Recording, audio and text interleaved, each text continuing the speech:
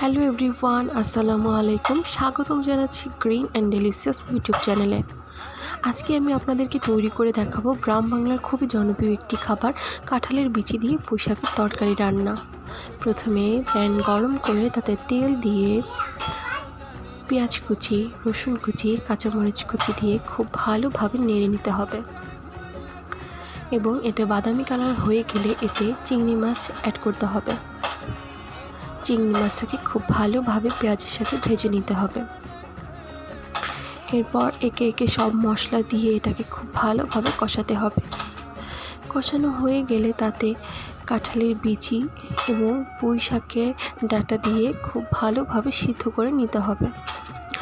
5-6 মিনিটের জন্য ঢাকনা দিয়ে ঢেকে দিতে হবে এবং যখন পুঁই শাকের ডাঁটা আর কাঁঠালের বিচিটা খুব ভালোভাবে সিদ্ধ হয়ে যাবে, তখন পুঁই শাকগুলো দিয়ে খুব ভালোভাবে নেড়ে নিতে হবে এবং 2 মিনিট অপেক্ষা করতে হবে এবং শাকে থাকা পানিতেই এটা পুরোটা সিদ্ধ হয়ে যাবে।